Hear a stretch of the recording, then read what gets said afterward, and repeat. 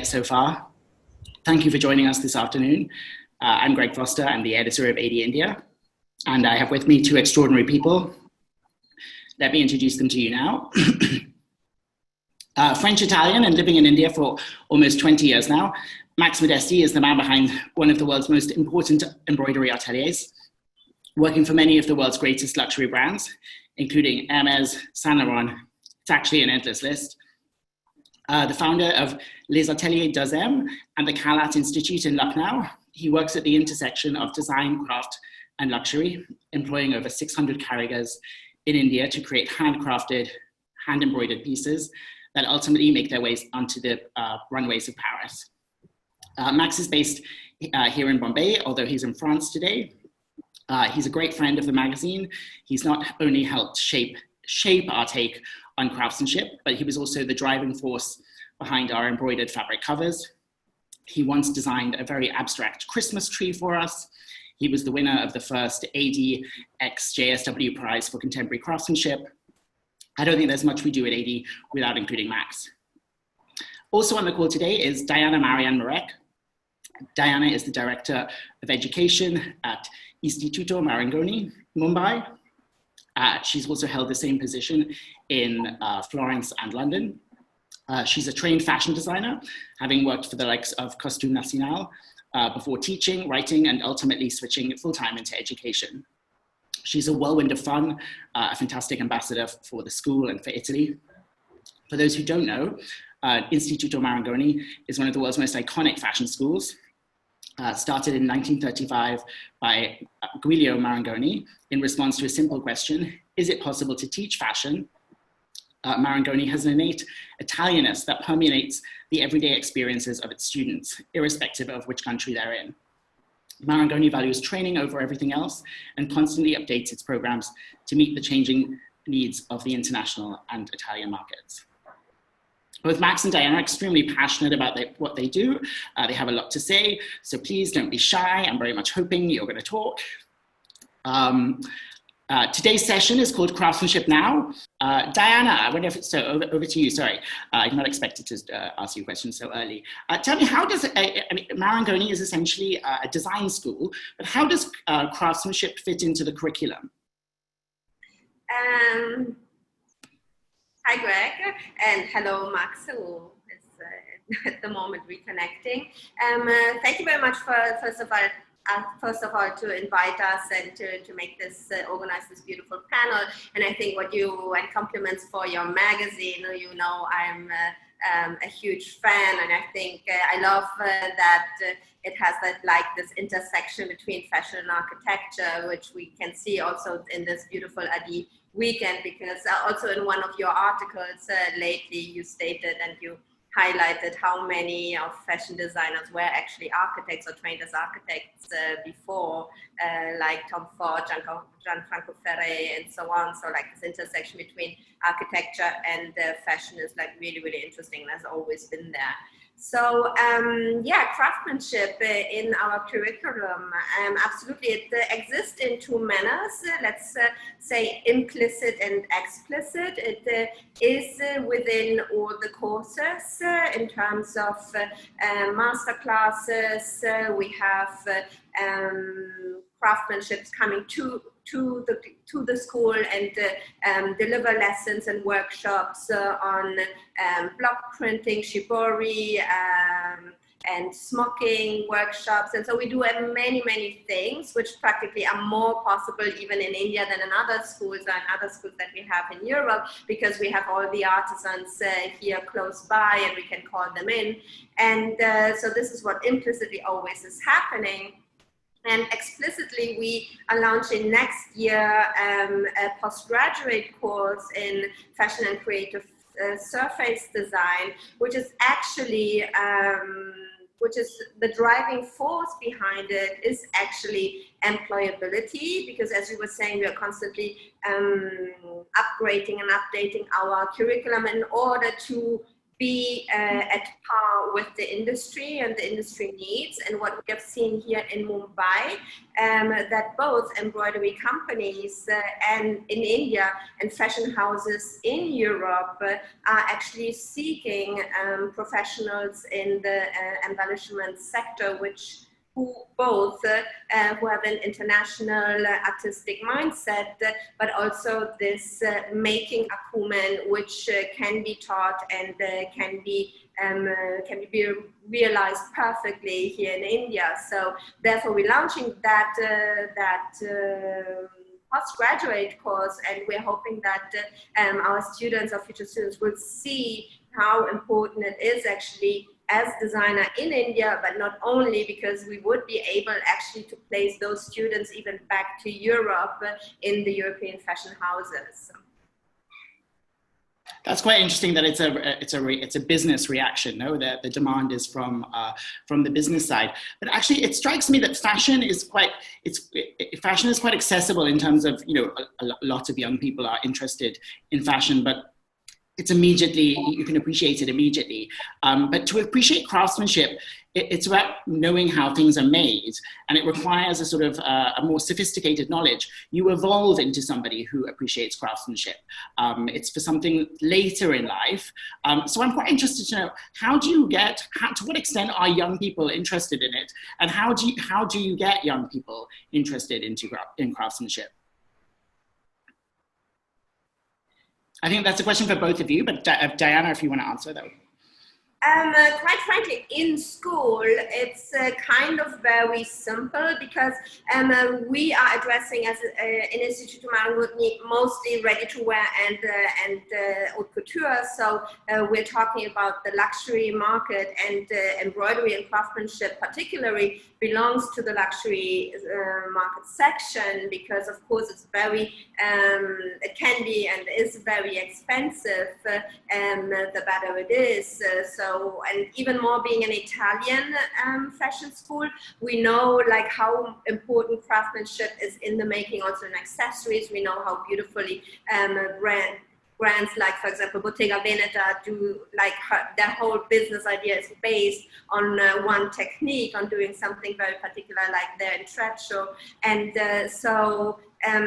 this is quite simple the passion for craftsmanship is very simple to transmit, because once you are touching it with your hands and you know what is behind it, and you study the history of all the fashion houses and what their particular, you know, making and quality idea is, and why they are luxury brands today, it's a no-brainer. And the students are immediately fall in love with that, with the aesthetics, but also with the quality of it.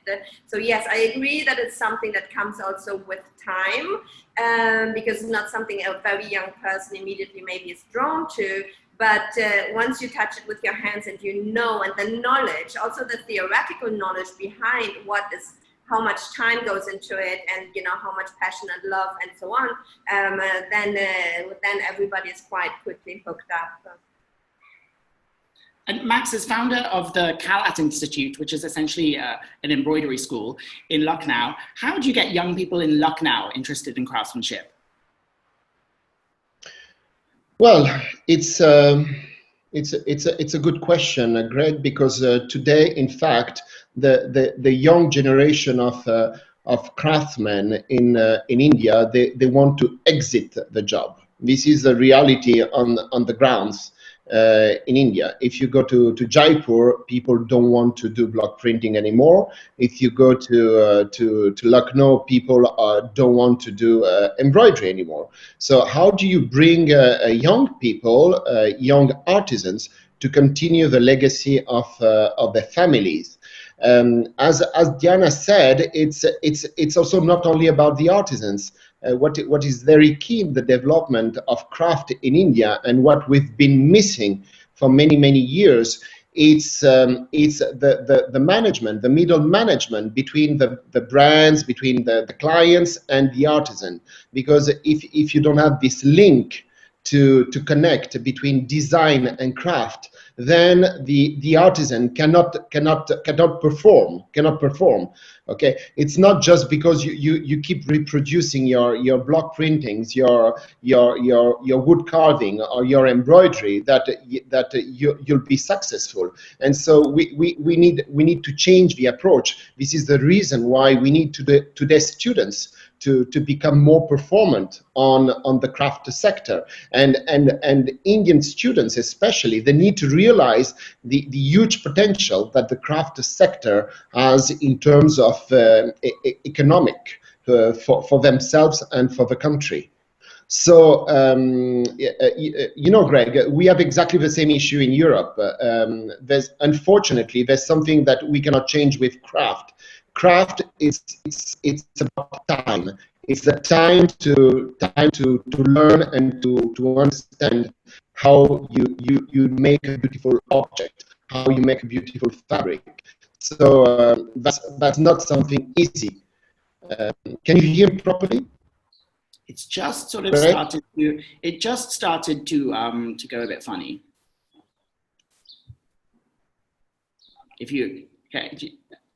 Can you hear me, Max? It seems that today between Paris and London is difficult. I think you should try maybe one more to go off and come back on again. Yeah. All right, Diana. Add up to what Max was saying. In fact, also in Italy, for example, the craftsmanship. If we talk, for example, about Bottega Veneta, who I mentioned earlier, they had actually to create their own school in order to keep their business going, because they did not have enough people who were interested in doing the craftsmanship. So I think this is like the way to go, actually, go into education in order to interest people in craftsmanship. And also our job as a fashion design school, where we create the fashion designers, but in order to give them the passion and also, quite frankly, the respect for the work of craftsmanship is really, really something important. Yes. I agree. I totally agree with India, with Diana, about the fact that to give back the respect to the artisans and to the craft. It's something essential if we want this to continue. I agree with you, Diana, totally. Even like small courses that we do for the embroidery houses here in India. We collaborate in Mumbai. We collaborate quite often with them. We do little courses for them, and they get then in the end a certificate where we actually teach them a little bit of the history of the European houses of embroidery, and also, you know, the aesthetic identity of the different fashion houses for which they're actually embroidering. But we tell them also, you know, give them courses about, you know, how it's all connected and the reason why. So also for them, taking more pride in what they're doing.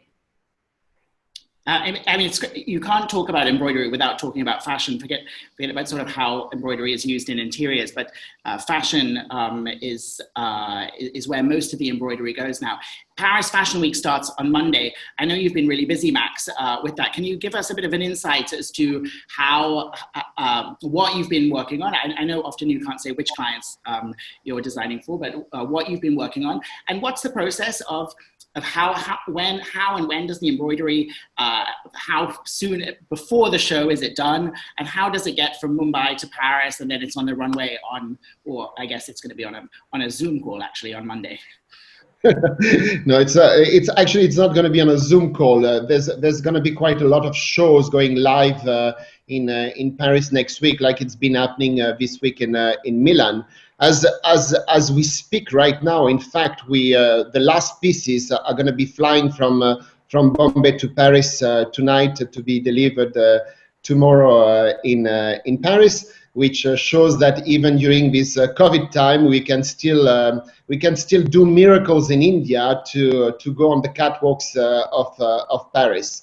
So it's really amazing. It's really amazing.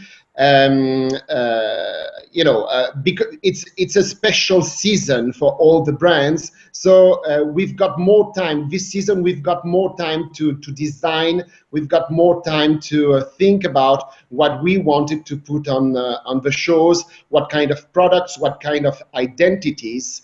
Embroidery, any kind of embroidery or handwork on the fashion shows has become essential for all the luxury brands. So this is a strong opportunity for the country, because I do believe that as of today in 2020, there's not a single luxury brand in the world that does not produce embroidery in India. Okay, there's not a single one.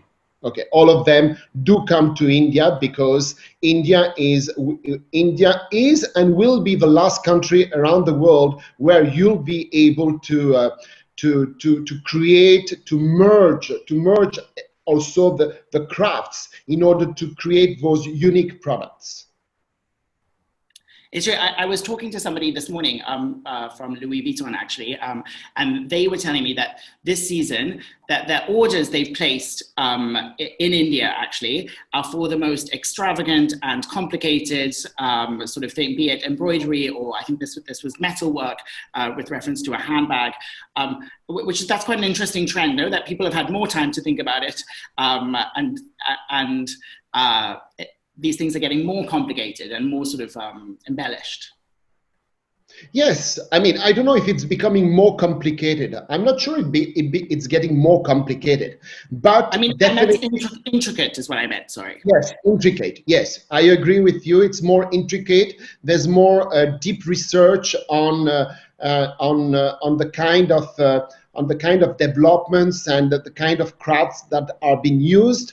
And this is a particularity of fashion anyway. But it's true that this season, what is different from all the previous seasons is that the designers had more time to think about their collections. So I think that it's gonna be quite interesting to see the results and to see where fashion is heading in terms of style. That's going to be interesting in Paris, I believe.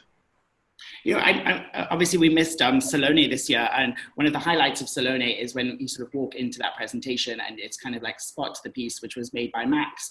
But I see in all the current editions of AD, the international editions, you have these new carpets that you've been, embroidered carpets, which sounds like a sort of a new idea. And of course, I'm sure it was you that made them. Can you tell us a bit about them and what makes them so special? Well, it's, we've been working with the House of Hermès in the last 5 years now to think of what is an Hermès carpet, how to make an Hermès carpet real, and we came to the result of a 1920 carpet that was made. It was a special commission for Jeanne Lanvin in the 20s, okay, and she had this beautiful carpet done embroidery in France, with a technique called cornélie. Cornélie it's a crafted technique of Europe where you come with a very thin cord and you embroider by hand with this machine, and you cover the carpet with this very thin cord. And I said to the Hermès designers, I said, actually, we're going to tweak this original craft, and instead of having a thin cord, we're going to use a thick cord. Okay, and in order to embroider this thick cord, it can be done only by hand. So of course, we started making some trials, some research, and after 3 years, we came up with these beautiful carpets, which you were supposed to see at the Salone this year in Milan. Unfortunately, it was cancelled. But but the carpets are already a huge success for Hermès. Looking at the number of carpets that have been sold just in the preview. And next year at Salone, you'll be able to see some new evolution of those carpets. I think next year's Salone will be a really interesting Salone because I keep telling people that, during COVID, there's been this shift and that we are now in the era of home. Everybody is obsessed about their home. They're renovating. They're making their lockdown interior as comfortable as possible. I know I've done a lot of decorating. I've ordered some curtains from Umax, which I hope are nearly ready. And so I was just wondering, I don't suppose I'm the only person who is ordering curtains during lockdown. And do you agree that basically we'll see more craftsmanship in interiors as opposed to in fashion with this new sort of obsession with the home? So yes, you're totally right. I mean, there's been a huge shift in trend since the start of the COVID in February, March. And of course, because of a lockdown, people have spent much more time in their homes. And of course, not going out with evening dresses or any kind of overdresses. So the fashion side of the business is badly impacted for many brands around the world, and I mean, it must be the same for Indian designers, it's the same for European designers, and it's the same for American designers. That really does not change. The big trend is that suddenly, being close in their homes, people have started refurnishing, restart rethinking their interiors. And of course, people are looking for much more elaborate things, much more particular things, much more products made to measure. So there's a strong impact on the sales of all the brands doing interiors. Okay, not only for special commissions, even for if we look at the sales of Ralph Lauren in the States, we notice that all the fashion is as a drop of 40%, and all the interior business of Ralph Lauren is having an increase of 75%. So it really shows that people are spending for their interiors. They want to feel safe. They want to feel good. They want to feel in that cocoon. Okay, and they want to take care of their cocoons. And Diana, do you notice it with your students as well? I think people who are interested in fashion inevitably go into interiors. It's like fashion is the first interest, and then you evolve into sort of interior design. Do you notice that with your students, and do you notice it particularly during COVID, if there's kind of like an acceleration? Well, I follow all my students also on Instagram, or most of them, so I see what they're doing. And yeah, I see that they're enjoying themselves very much at home. So I don't have really information if they're doing something particular in terms of interior design, but in terms of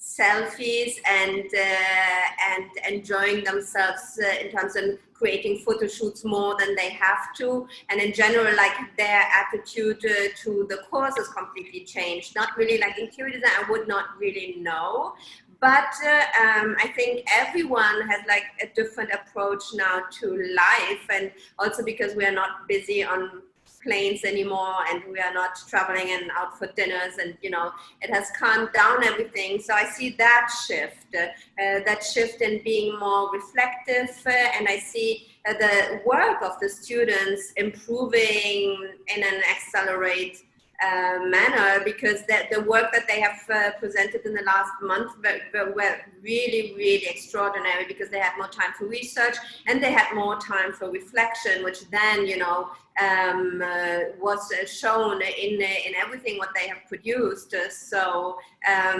something good has come out of it for sure. It's funny that you mentioned travel, because I think one of the biggest trends in craftsmanship pre-COVID was the globalization of craftsmanship. The sort of, even at a consumer level, I think people know the names of workshops. Now, that to get your lacquerware comes from Vietnam, or your rock crystal comes from China, or your embroidery comes from India. Do you think with COVID there'll be a sort of like there be a shift to more less globalization in craftsmanship, or will this continue because of sort of digital and our new lives on digital as well?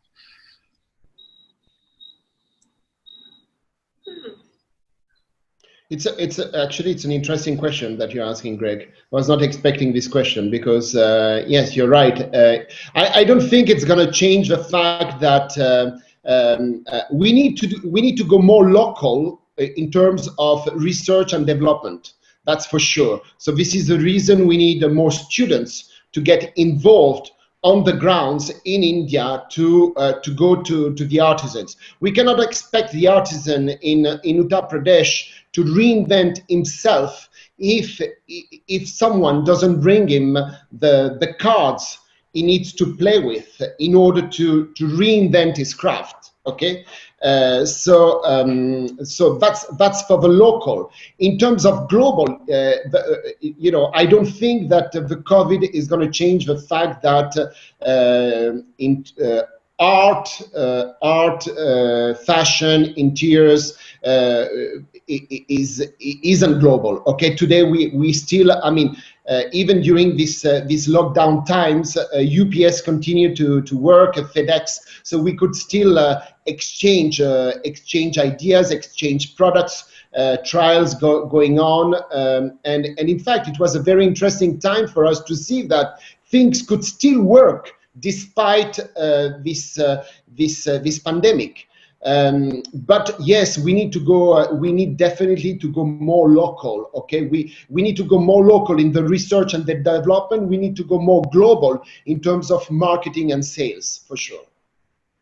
Yeah, when you talk about research, this is really, really interesting. So there are two things about our students, which is really surprising, and or what we are actually pushing them to do is, when we talk about the local craftsmanship, we try to push them to have like a research-led practice in that. That means that they are trying to evolve also the local craftsmanship by merging it together with new things, because many of my students this year have tried to merge 3D printing with embroidery, for example, where parts of their embroidery work was customized by themselves. And another interesting thing is that our students, because we have students in India and Mumbai at our institute, but also Indian students in our European schools.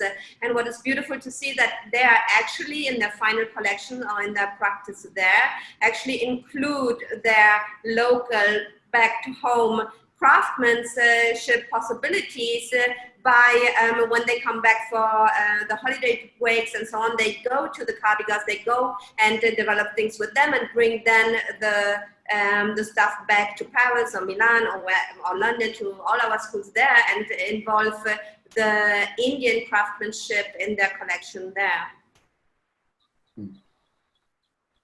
I'm going to ask one more question before we take some questions from the audience. I've got two brilliant minds here so it'd be wrong not to ask this question. I'd like to know about your personal heroes of craftsmanship. They can be designers, they can be craftspeople, Indian, international, but who do you think are the people? They can be unsung heroes, but who are your heroes of craftsmanship? Well, for me, go, Diana. Go. I'm a 90s girl, and so in craftsmanship and how we intended in this talk, I'm a super minimalist, and I have like my craftsmanship is pattern cutting rather than embellishments. So that would be maybe, Miyake, maybe with the please that I love. It's less surface and more pattern cutting, where I'm interested in Comme des Garçons or Anne Meister, Helmut Lang, Prada, and so on. But I must say, like from a technique point of view, for example, Alaya, who, for knitwear, he is like an absolute hero for knitwear. And I know Max worked with him, so. Greg, thank you, Diana, for pointing out the huge craft talent of Azzeddine Alaya, who definitely, I had the honor to work with him for 7 years, and nobody can realize the talent of that man unless you worked with him to understand how he was capable of not only designing but making till the end each piece with his own hands. So on that level, he was a true artisan. For me, Greg, it's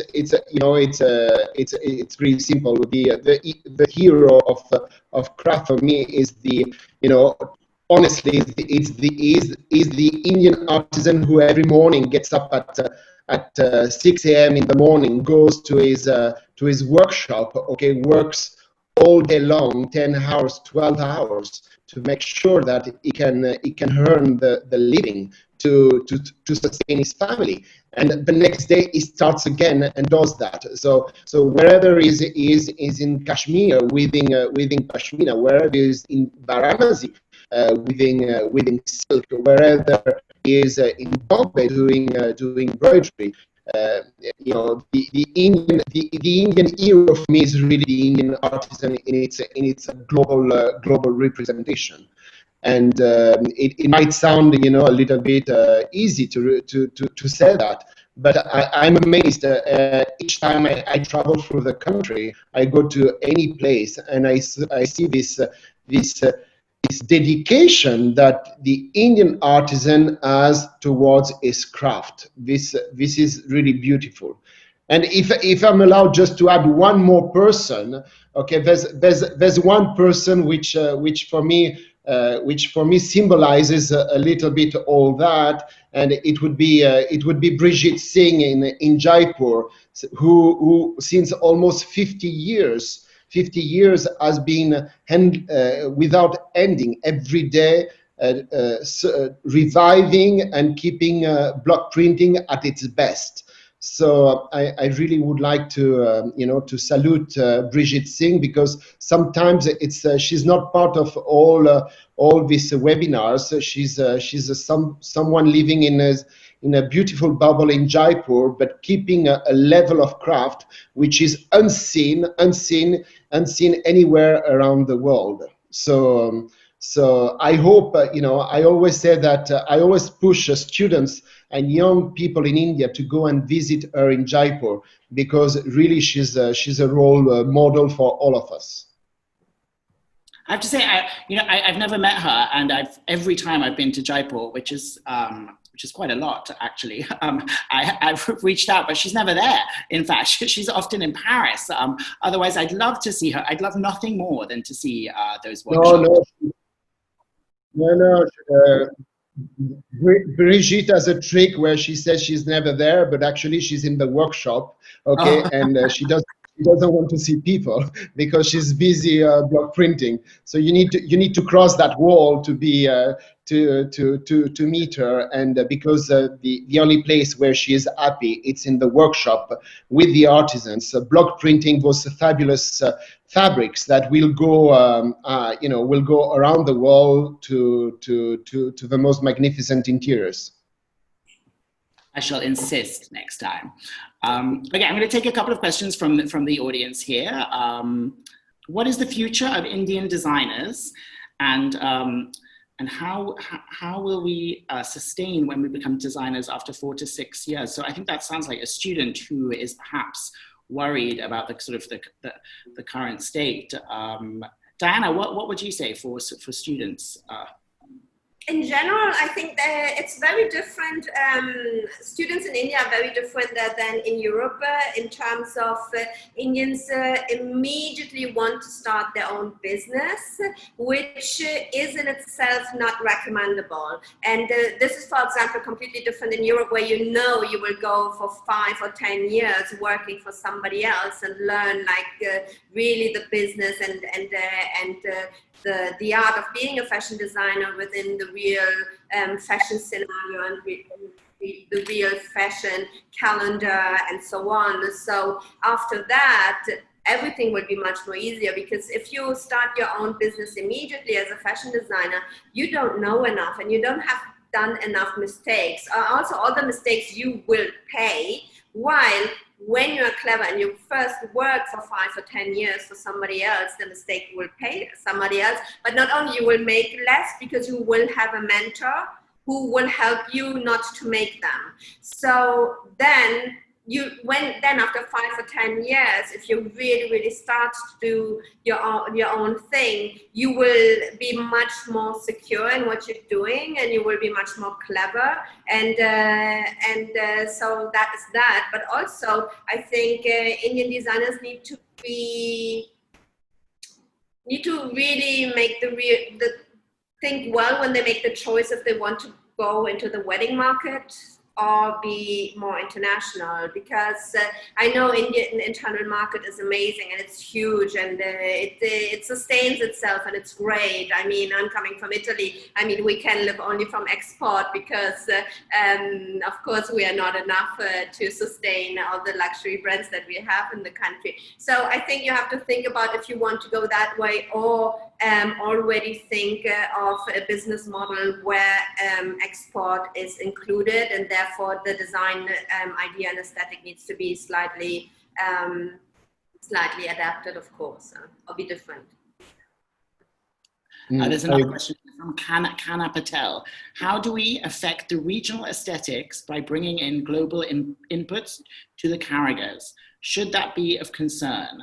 I think the question is if there's sort of an internationalization of design, and should that be of concern? I would say, Max, this is of course a question also for Max, but the design and the craftsmanship, they are not two different things, but the concept or the idea of the aesthetic can be completely different, nevertheless applying a local or very Indian heritage in the making. I don't know, for example, I was just thinking, I have this beautiful little cave that was made here in India that I've designed for our last show.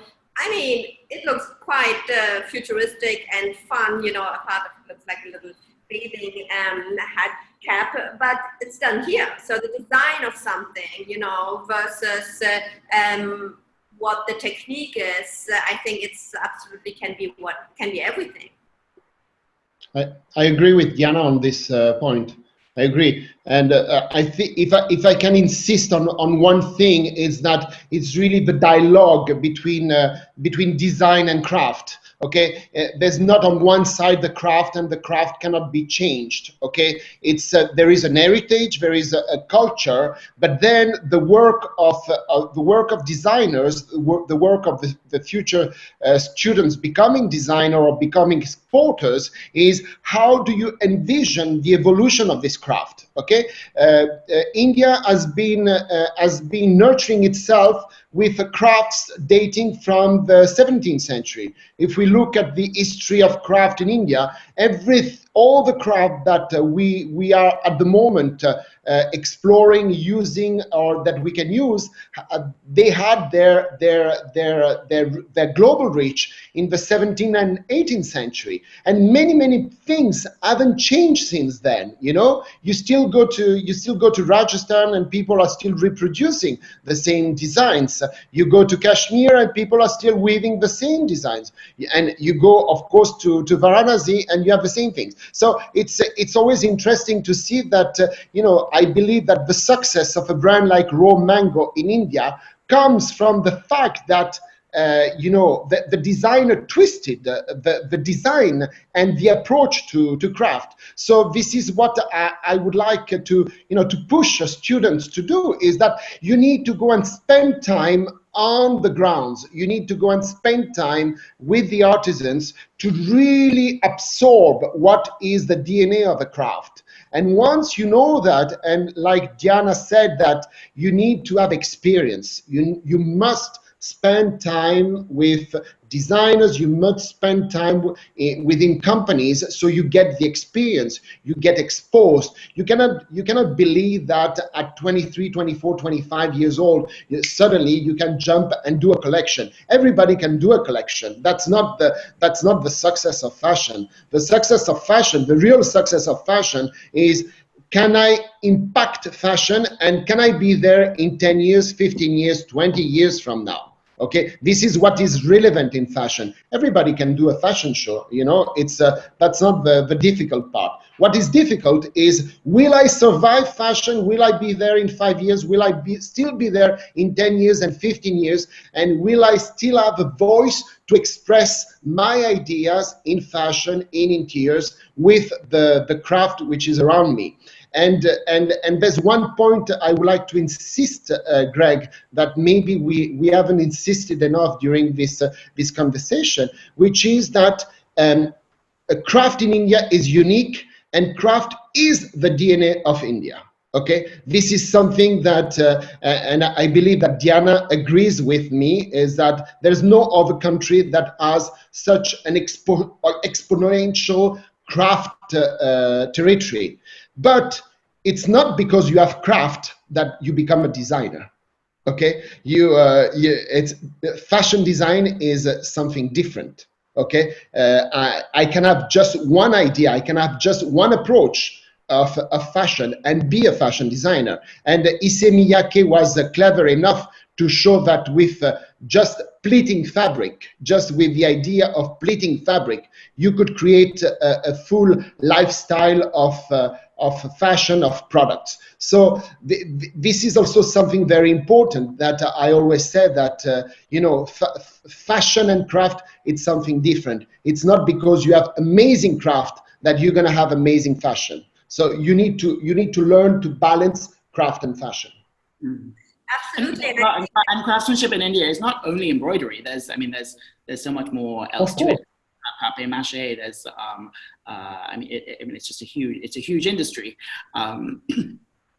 But I think how Max is saying, the intersection between fashion and embroidery and the artisans and the designer, I think I would love to collaborate with his institute, for example, where my students who are trained to be fashion designers can then, you know, understand because that's what we're teaching them also, the artisan part, and the artisan needs to understand the designer part, because sometimes artisans are really, you know, like a little bit fixed, you know, difficult to work with. That can be a pattern cutter, that can be many different things, because, you know, they want their way, and they are very you know, opinionated also, because they know their craft very well. But I think really, if my students who are the designers mostly, you know, would understand deeper the artisans and the other way around, because again, the artisans have also to understand what the designer, how to translate vision, or how to understand the language of a designer. So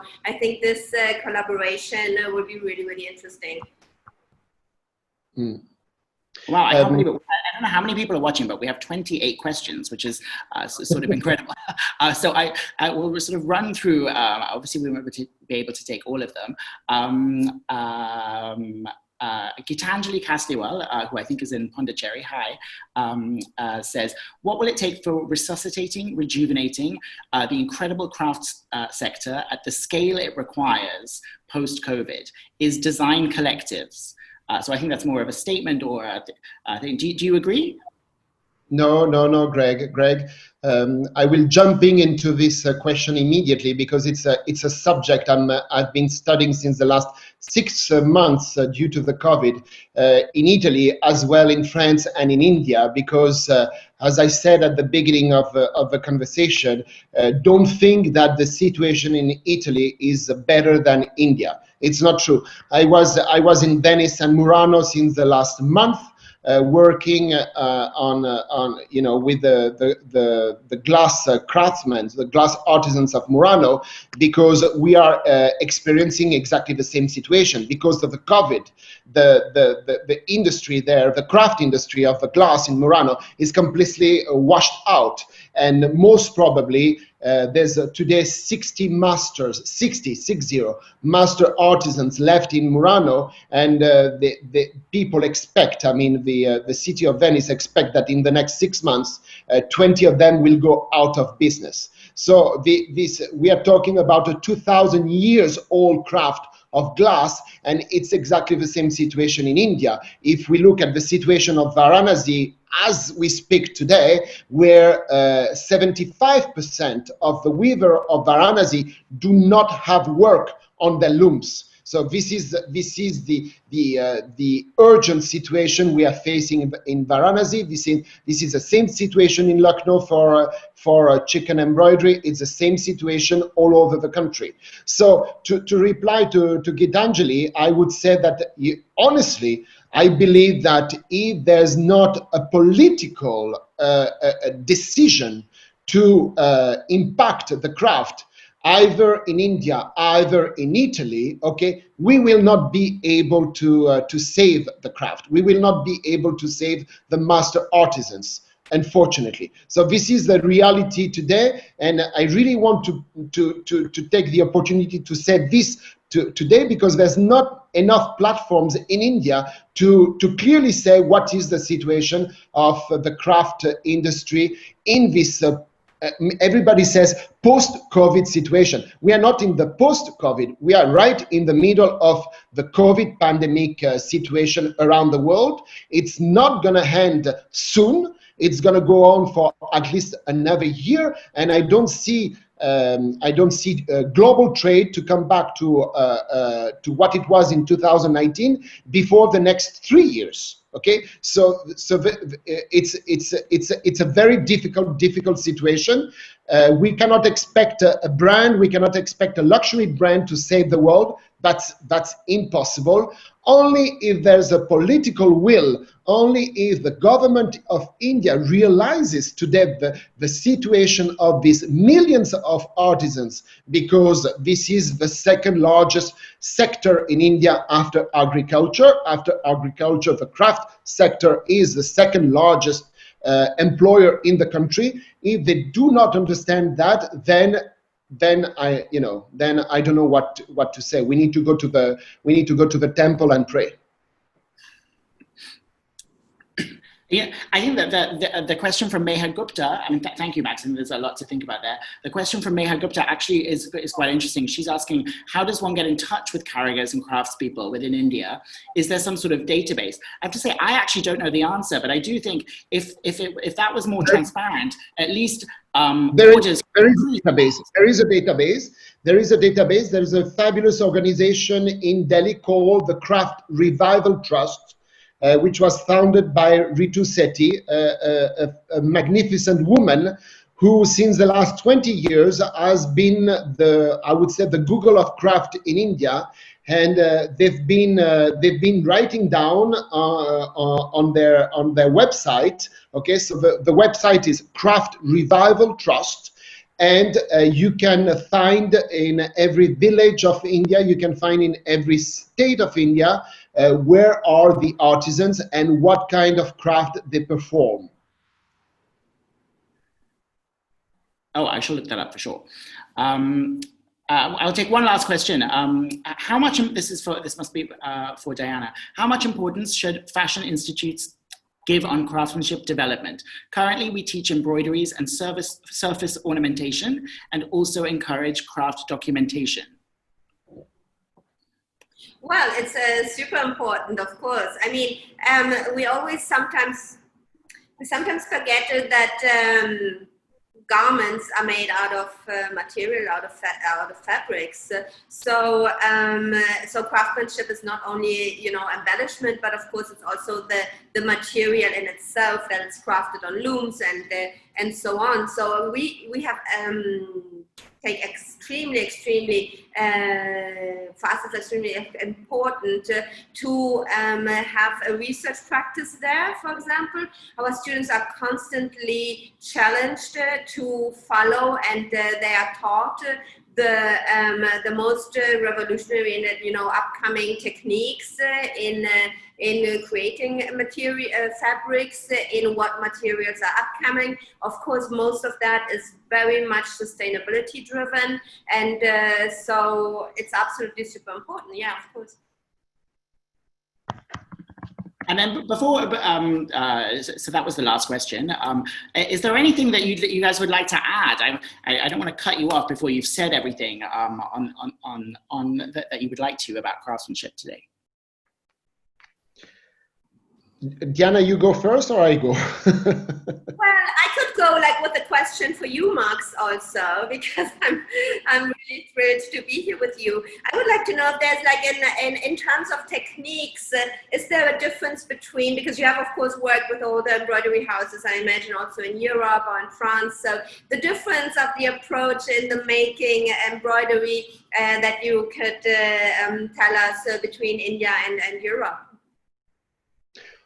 Well, yes, of course, there's a big difference of approach between Europe and India. I would say that, being trained as a fashion designer myself, I believe that, the success of the Atelier 2M came from the fact that I could understand and I could speak with the designers themselves. And they just need to speak to me so that I can then imagine and start designing in my mind what they want. So it's this dialogue. That's why I always insist on the dialogue. That students, they need to learn the dialogue of designers and fashion, and they need to get used to this dialogue, because otherwise, it's I see a lot of my competitors doing thousands and thousands and thousands of samples, okay, hoping that one of the sample will be picked up by the designers. And my approach is completely different. I speak with the designers, and then I come up with 3 samples, 3 samples. So and usually that's the way it works. So dialogue in design is essential. Then, as Greg was mentioning it before, is that yes, Greg, you're right. There are so many crafts in India that need to be explored for fashion. And I still believe that a lot of things need to be done in weaving, for example, in Kashmir. Kashmir has a huge potential of craft development that has been is not used. Uttar Pradesh the same. I go to Varanasi. I used to go to Varanasi every month before the COVID, and I used to tell myself, but where are the students? Okay, why the students are not sitting on the weaving looms and exploring and developing? Because this is where it happens. Okay, one part of the job happens in the school, happens in the institute, where it's essential that you learn about the history, you learn about the process. But then the rest of the job, it needs to be done in the looms. If I didn't spend years and nights and days with Mr. Elias on the knitting looms in Italy, then we would have not been able to create those collections. So this is also the reality of craft and design, is that design doesn't happen just like that in a studio. It happens because they are behind the studios. There are factories, there are artisans doing trials, developments, and then sending it to the studios. Yeah, I think it's unfortunately it doesn't sound very sexy, but the work of a fashion designer is extremely technical. That is already starts from the pattern making, quite frankly. Students very often are like, are a little bit reluctant to the pattern making, but how can you even imagine to create a garment if you don't know the possibility of pattern cutting? And there are some, even, in fashion, some areas which are highly technical, and that is denim, knitwear, and embroidery. So there's a particular knowledge, technical knowledge necessary than maybe in other parts. And yeah, I know it's really not sexy, and students are reluctant to that, for example. So we really have to push them and force them in order that once forced, I must say, they understand, but it doesn't come naturally to them. Well, I think anybody who's been to a workshop as well, or when you've been to see the looms, once you've done it once, you want to go and see everything. You want to see how everything is made. I mean, it's a really exciting environment, I think. Yes, of course, it's the most. I mean, for me, it's the most exciting environment. Unless, I always say that the fashion show is 1%, You know, it's everybody sees the fashion show, but fashion show is just the end of the business. It's the 1% at the end, and the 99 balance percent of the work is what you have to do in the ateliers, what you need to do in the factory, what you need to do, you know. And it's not sexy, as Diana said. I really like the fact that she says it's not sexy. Yes, of course it's not sexy. If we look at the nights we spend redesigning, retrying, researching, you know, and sweating in the workshops, it's not sexy for sure. But so interesting, maybe more interesting to see that the week, 7 days before the show, your sort of atelier, than the show itself, actually. Of course, because you know, there's always the magic of creating, and I always say that you know, I never go to fashion shows, Greg. I'm not interested in the fashion shows. Fashion show is a communication tool. It's for the press. What matters to me is technically how you're gonna do that jacket, okay? And I invite you to look at the next Isabelle Marant fashion show to point out the beautiful jackets that were made in Bombay. Yeah, but I must say, when I'm even traveling with my friends who are also in fashion and work for fashion houses, for example, I don't know this particular lady you mentioned before, but I remember in Jaipur, I was going to black block printers, and I was going and was, you know, seeing some hand looms and so on. Like a real fashion designer, when you are in a production environment, like the vibe and like the emotions you actually get out of these places is really, really something. I mean, even for interior design or product design, I think for you, Greg, it might be the same when you go like and see some. Oh, I think it makes a huge difference. Yeah, I think for product design, if designers go, you know, if they're curious enough to sort of go and see, you know, Lompi, or to go sort of ceramics, to see how everything is made, I think that's when, you're right, that's when sort of magic is born, kind of design magic. But yes, you have to push people to go to sort of strange, sweaty workshops. But then also maybe you understand, you know, if it's your calling or not, because if your heart doesn't beat when you see a loom, you know, and see somebody working it, I mean, then you're in the wrong business also. Yeah, you're right, Diana. Congratulations. Yeah, that's exactly that. If your heart doesn't beat when you enter into the ateliers, the looms, and you sit next to the weavers, then I would suggest that it's better you change the business. Definitely. I can't tell you how many questions there are. I think there's sort of like 38 questions or something, but actually we're coming up right up to the top of the hour. So I'm not going to cut you off, but would you, Max, I know you would not want me to cut you off, but do you have anything that you'd like, final that you'd like to say? Thank you for giving us the opportunity to speak about this subject, which honestly, Greg, would require a complete, full session. You know, Yeah. Craftsmanship now is not just a 1 hour talk. It should be a full weekend talk where we can bring young students to speak also about their approach. You know, to speak about their fears, because that's something that sometimes you know, I'm quite accessible in terms of communication, and I get a lot of emails of people telling me, you know, I don't know how to do it. I don't know. I'm scared. What should I do this way? Well, you know, and really, if I could give just one advice to the students following us,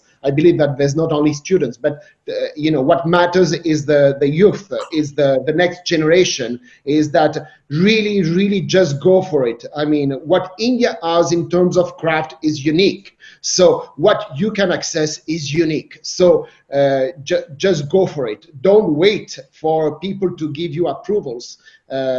Just do it. That's all. Yeah, so Max, we're waiting for you to come back, and then we organize other things. Yes, let's do it.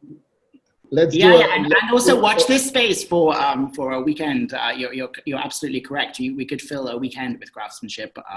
Yeah, craftsmanship now, and the issues about how to make it more visible, and also how to make people in Indian society more sensitive to the fact that we need as Indians to consume more craft in our day lives. That's essential. We cannot expect the world to save Indian craft. We need Indian society to be committed to it, and we need to to eat every day the craft of the country.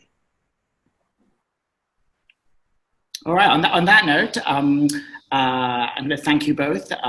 Thank everybody in the audience for joining us. Thank you for the I think 40 questions that we've now received. Maybe I'll email these to you, Diana and Max, if there's any Sure. that relates to you.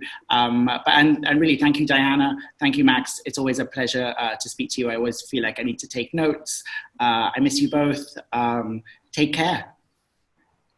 Thank you, Greg.